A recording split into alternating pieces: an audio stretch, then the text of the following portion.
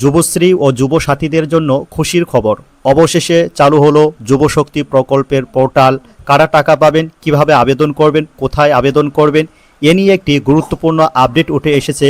তো চলুন বিস্তারিত জেনে নেব আজকের ভিডিওতে। ভিডিওটি প্রথম থেকে শেষ পর্যন্ত দেখতে থাকুন। আর আমাদের চ্যানেলটি সাবস্ক্রাইব না করে থাকলে চ্যানেলটিকে সাবস্ক্রাইব করে নিন। আর যারা সাবস্ক্রাইব করে রেখেছেন তাদেরকে জানাই অসংখ্য ধন্যবাদ। চলুন তাহলে আপডেটটি দেখে নেওয়া যাক। দেখতে পাচ্ছেন চালু হলো যুবশক্তি প্রকল্পের পোর্টাল। কারা পাবেন টাকা, কিভাবে আবেদন, রইল বিস্তারিত।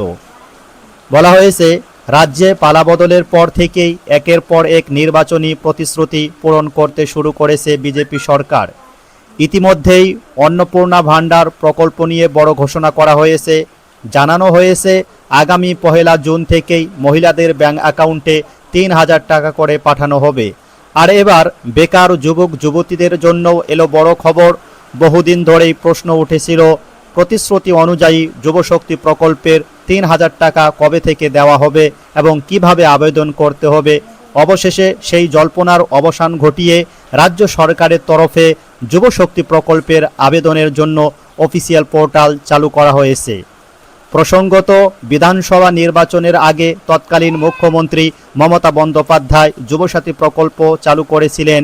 সেই প্রকল্পের আওতায় বেকার যুবক যুবতীদের প্রতি মাসে 1500 টাকা করে দেওয়া হতো। পরে বিজেপি সরকার গঠনের আগে প্রতিশ্রুতি দিয়েছিল তারা ক্ষমতায় এলে সেই ভাতার পরিমাণ বাড়িয়ে 3000 টাকা করা হবে। এবার সেই প্রতিশ্রুতি কার্যকর করতে তৎপর সরকার। ইতিমধ্যেই জানিয়ে দেওয়া হয়েছে যারা আগে যুবসাথী প্রকল্পের টাকা পেতেন তারাই এবার যুবশক্তি প্রকল্পের সুবিধাও পাবেন। রাজ্য সরকারের তরফে জানানো হয়েছে যারা আগে থেকেই যুবসাথী প্রকল্পের অন্তর্ভুক্ত ছিলেন তাদের নতুন করে আবেদন করতে হবে না।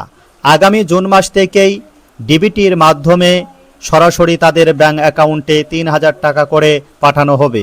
তবে যারা এখনও পর্যন্ত যুবসাথী প্রকল্পে আবেদন করেননি তাদের জন্য নতুন অনলাইন পোর্টাল চালু করা হয়েছে। সেই পোর্টালের মাধ্যমে সম্পূর্ণ অনলাইনে আবেদন করা যাবে। প্রকল্পের অফিসিয়াল ওয়েবসাইট হলো www.jubashakti.in। এছাড়াও শ্রম বা কর্মসংস্থান দপ্তরের অফিসিয়াল পোর্টালের মাধ্যমেও আবেদন করার সুযোগ থাকবে বলে জানানো হয়েছে। কারা পাবেন এই প্রকল্পের টাকা?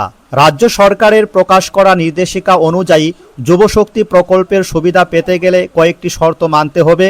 সেগুলি হলো আবেদনকারীকে অবশ্যই পশ্চিমবঙ্গের স্থায়ী বাসিন্দা হতে হবে, ন্যূনতম মাধ্যমিক পাস হতে হবে, আবেদনকারীর বয়স 21 থেকে 40 বছরের মধ্যে হতে হবে, সম্পূর্ণ বেকার অর্থাৎ কোনো চাকরি বা কর্মসংস্থানের সঙ্গে যুক্ত থাকা চলবে না, আবেদনকারীর ব্যাংক অ্যাকাউন্টের সঙ্গে ডিবিটি লিঙ্ক থাকা বাধ্যতামূলক।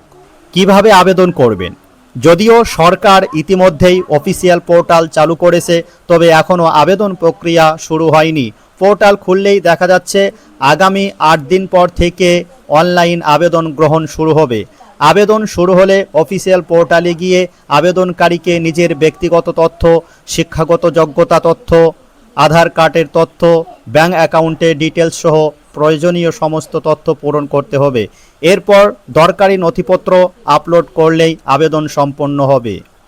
আবেদনের সময় যে নথিগুলি লাগবে সেগুলি হলো আধার কার্ড, ভোটার আইডি কার্ড, মাধ্যমিকের অ্যাডমিট কার্ড, বয়সের প্রমাণ হিসেবে শিক্ষাগত যোগ্যতার সার্টিফিকেট, সাম্প্রতিক তোলা রঙিন পাসপোর্ট সাইজ ছবি, ব্যাংক পাসবইয়ের প্রথম পাতার স্ক্যান কপি। সব মিলিয়ে যুবশক্তি প্রকল্প নিয়ে দীর্ঘদিনের অপেক্ষার অবসান ঘটতে চলেছে এবার। এখন আবেদন প্রক্রিয়া শুরু হওয়ার দিকেই তাকিয়ে রয়েছেন রাজ্যের হাজার হাজার বেকার যুবক যুবতীরা। তো বন্ধুরা, বুঝতে পারলেন যে অবশেষে যুবশক্তি প্রকল্পের অনলাইন পোর্টাল চালু হয়ে গেল। আর এখন কিন্তু আবেদন করা যাচ্ছে না, 8 দিন পরে আবেদন করতে পারবেন। তো আবেদন শুরু হলে অবশ্যই আমরা আপনাদেরকে ইনফর্ম করব এবং কিভাবে আবেদন করবেন তার ভিডিও নিয়ে আসব। তো বন্ধুরা, আজকের আপডেট এই পর্যন্তই। আমাদের পরবর্তী আপডেট ভিডিও পাওয়ার জন্য আমাদের চ্যানেলটিকে সাবস্ক্রাইব করুন এবং আমাদের পাশে থাকুন। ধন্যবাদ।